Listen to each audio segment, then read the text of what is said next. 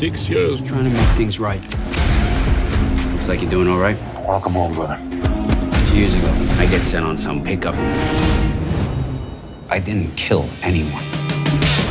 Go!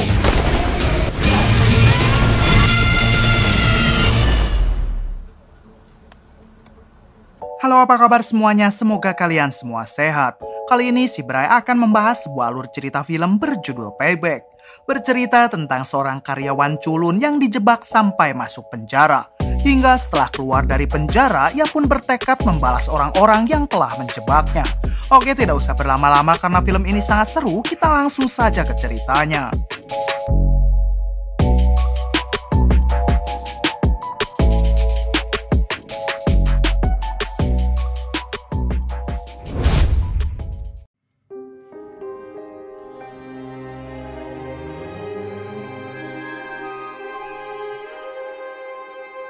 Di awal film kita akan diperkenalkan dengan seorang pria bernama Mike. Diberitahu kalau Mike ini adalah seorang karyawan yang bekerja di perusahaan saham. Jabatan Mike di sini adalah seorang marketing yang selalu mencari investor agar mau bergabung dengan perusahaan sahamnya. Suatu hari terlihat Mike yang mendapat tepuk tangan dan apresiasi dari semua rekan termasuk atasannya. Ternyata saat ini Mike berhasil mendapat klien yang akan berinvestasi besar di perusahaannya tempat ia bekerja. Setelah itu si atasan mengajak Mike dan semua rekannya untuk melakukan meeting bersama owner mereka yang bernama Tuan Pusko. Di dalam meeting tersebut, si atasan memberi saran kalau sebaiknya perusahaan mereka membuka cabang baru agar bisa berkembang dengan pesat. Namun terlihat Mike tidak setuju karena perusahaan yang ini saja masih belum stabil.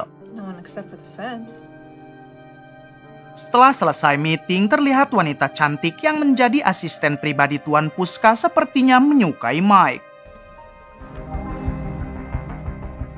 Sore harinya, Mike menemui salah satu investor lamanya yang bernama Frank.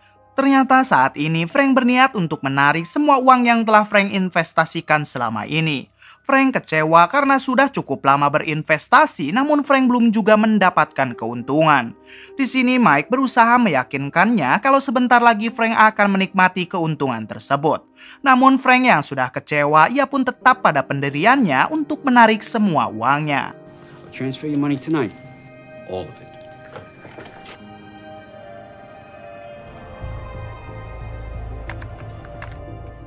Setelah itu, Mike pun kembali ke kantor untuk mentransfer semua uang investasi milik Frank. Namun ternyata semua uang investasi Frank ternyata sudah kosong yang membuat Mike menjadi kebingungan. Kemudian Mike mencoba menanyakan perihal itu kepada si atasan. Si atasan menjawab kalau mungkin itu hanya kerusakan sistem dan lebih baik Mike mencobanya lagi pada esok hari. Sepulang kerja, terlihat Mike yang membawa istrinya pulang ke rumah orang tua Mike. Diberitahu kalau istri Mike ini bernama Judy dan ia sedang hamil tua yang sebentar lagi akan melahirkan. Setelah itu, Mike menemui ayahnya yang berada di dapur. Terlihat si ayah yang memberikan selamat kepada Mike karena sebentar lagi Mike akan menjadi seorang ayah. Oh, great.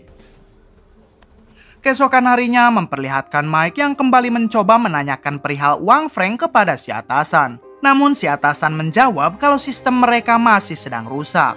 Kemudian si atasan malah menugaskan Mike agar pergi ke Los Angeles, yaitu menemui seseorang bernama Dennis Lava yang akan berinvestasi di perusahaan mereka.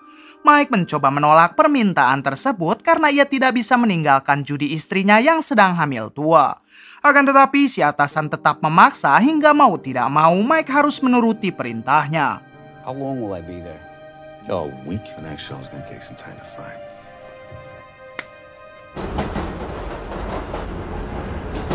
Malam harinya memperlihatkan Mike yang meminta izin kepada Judy karena besok ia akan pergi ke Los Angeles untuk beberapa hari. Terlihat Judy yang langsung cemberut mengingat sebentar lagi dirinya akan melahirkan dan Mike malah memilih pergi. Mike meyakinkan Judy dengan mengatakan kalau sepulang dari Los Angeles, Mike akan mendapat bonus yang cukup besar. Mendengar hal tersebut, akhirnya Judy pun terpaksa mengizinkan Mike untuk pergi. Keesokan harinya memperlihatkan Mike yang pergi ke Los Angeles bersama supirnya dan satu rekannya yang bernama Bom Bom. Sesampainya di sana, Mike langsung bertemu dengan calon investornya yaitu Dennis Lapa ini orangnya. Terlihat Danny yang menyambut kedatangan mereka dengan sangat baik. Sebelum berbicara bisnis, Danny juga sempat memamerkan koleksi senjata-senjata miliknya. 17th century. Feel the weight, Big Bear. Wow. Setelah itu, Danny mengatakan kalau semua uang yang akan ia investasikan tidak disimpan di bank. Akan tetapi uang-uang itu disimpan di toko Danny yang dijaga oleh beberapa anak buah Danny. Kemudian Danny meminta Mike agar datang saja ke tokonya lalu mengatakan kepada anak buah Danny kalau Mike diperintah Danny untuk mengambil semua uangnya. Tanpa menunggu lama, Mike pun pergi ke toko Danny diantar oleh si Bom-Bom dan supirnya. Georgie, Yes. I'm here to pick up his money. Sesampainya di sana, si supir malah menyerang anak buah Danny hingga terjadilah keributan.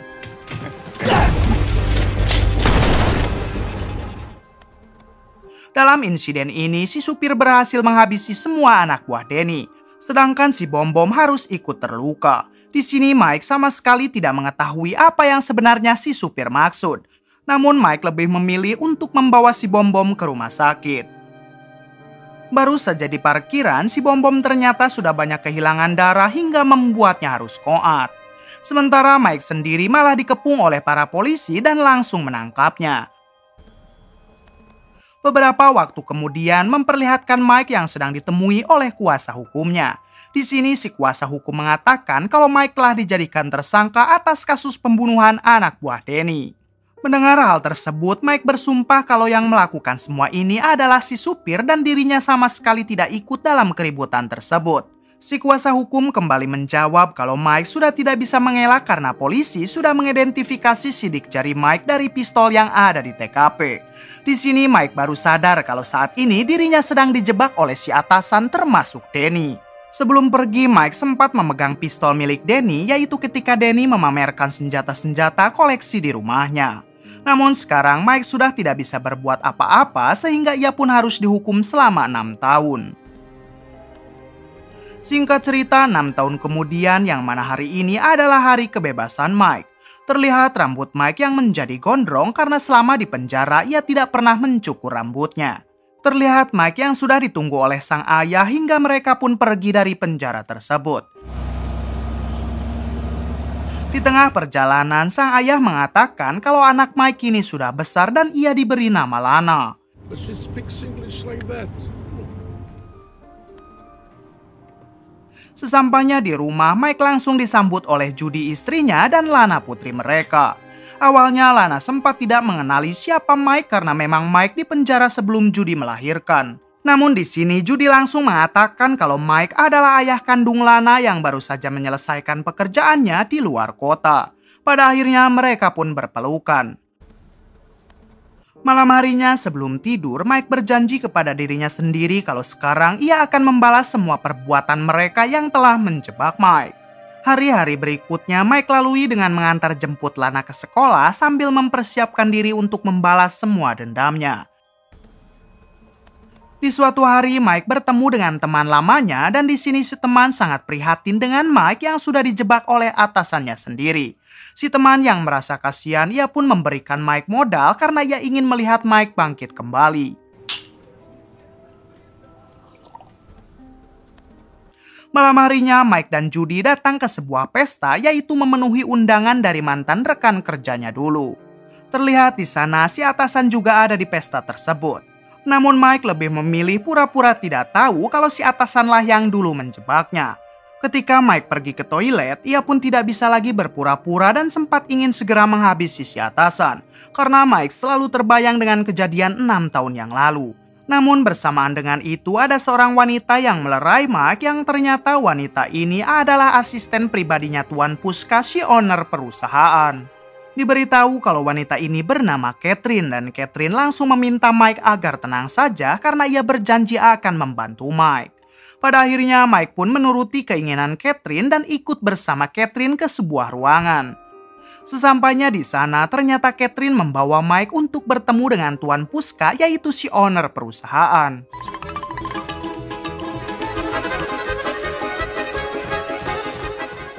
Di sini Tuan Puska menawarkan Mike pekerjaan baru, yaitu menjual senjata ilegal.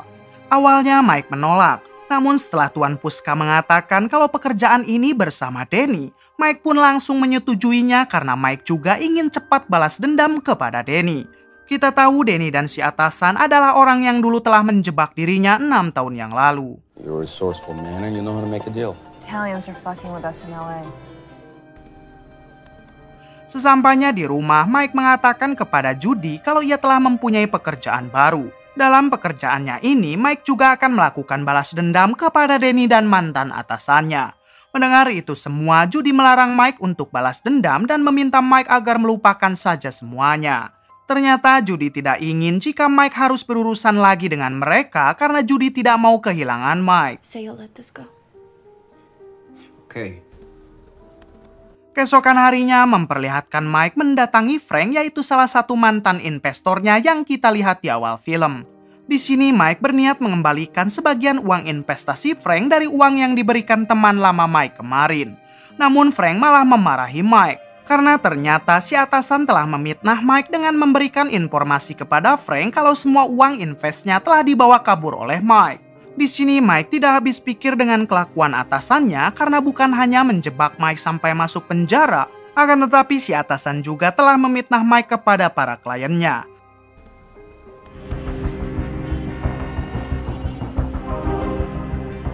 Setelah itu Mike langsung mendatangi Tuan Puska lalu menyetujui pekerjaan yang kemarin Tuan Puska tawarkan.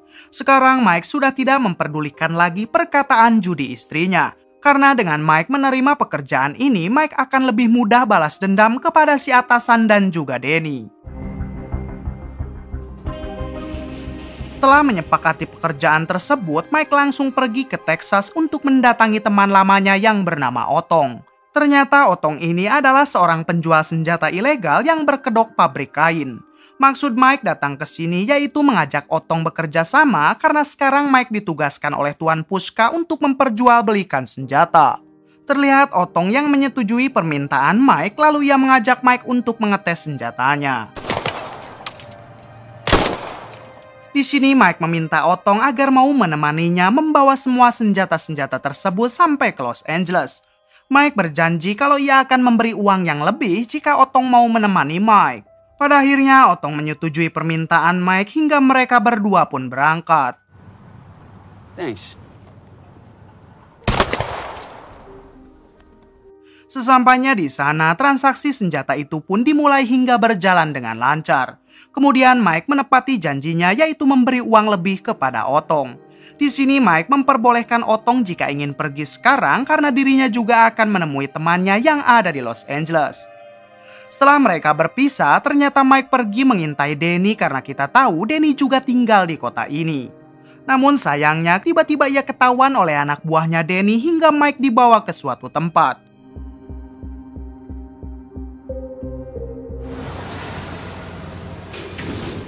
Ternyata di sana ada Danny yang sudah mengetahui kalau Mike berniat untuk membalas dendam. Danny mengatakan kalau balas dendam itu tidaklah mudah, apalagi yang Mike hadapi sekarang bukan orang biasa. Kemudian Danny memerintahkan anak buahnya untuk menghabisi Mike. Namun inilah yang terjadi. Ternyata itu adalah Otong yang dari tadi mengikuti Mike. Mike pun langsung berterima kasih kepada Otong. Kemudian Mike memutuskan kembali ke kotanya.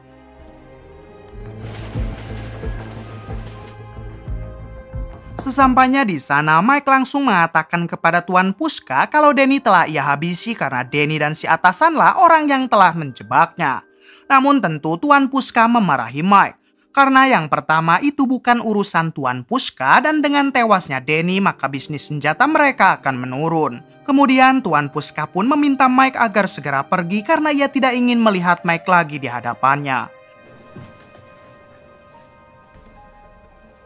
Malam harinya ketika Mike di rumah, tak sengaja ia melihat satu mobil yang sedang mengintai rumah Mike. Dengan sigap Mike langsung mendekati mobil tersebut hingga ia berhasil menodongkan senjata. Ternyata orang itu adalah suruhan si atasan. Di sini Mike memintanya agar mengantarkan dirinya ke tempat si atasan sekarang juga. Setelah sampai di parkiran, Mike langsung menghajar orang itu sampai pingsan. Kemudian Mike masuk ke tempat si atasan hingga langsung terjadilah baku hantam.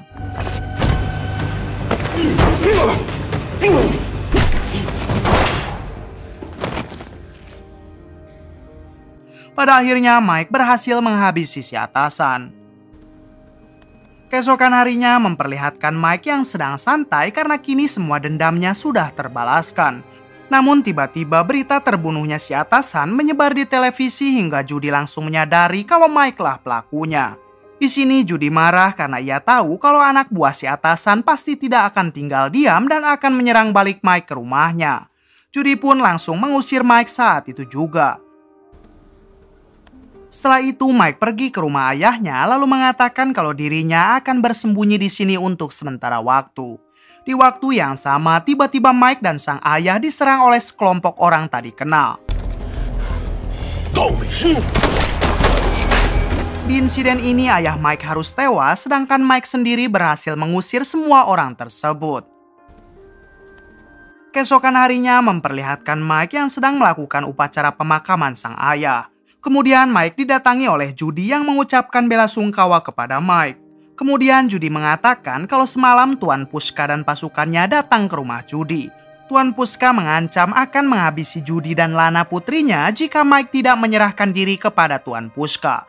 Di sini Mike pun baru menyadari kalau dalang dari semua ini adalah Tuan Pushka, yaitu termasuk sekelompok orang yang sudah membuat sang ayah tewas. Setelah itu Judy mengatakan kalau ia akan pergi jauh membawa Lana dan meminta Mike agar tidak pernah lagi menemuinya. It's over.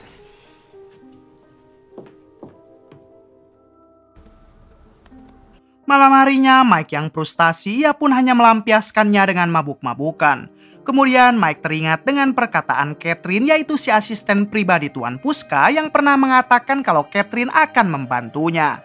Dengan cepat Mike langsung mendatangi rumah Catherine.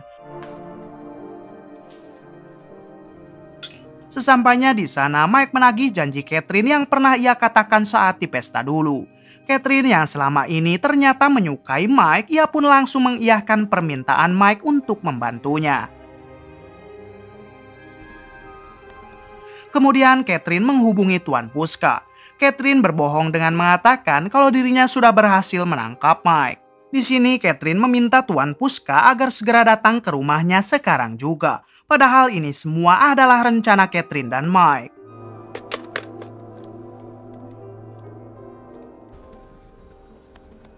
Tak lama setelah itu, Tuan Pushka bersama satu anak buahnya pun datang ke rumah Catherine. Terlihat Mike yang sudah menyediakan semuanya hingga inilah yang terjadi. Setelah itu, tanpa basa-basi, Mike juga langsung menghabisi Tuan Pushka. You run as long as you can.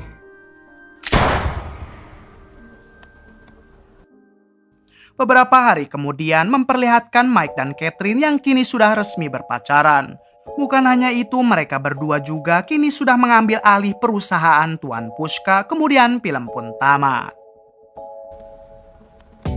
Oke, terima kasih yang sudah menonton sampai akhir. Mohon maaf bila banyak kesalahan. Salam dari Bray Movie.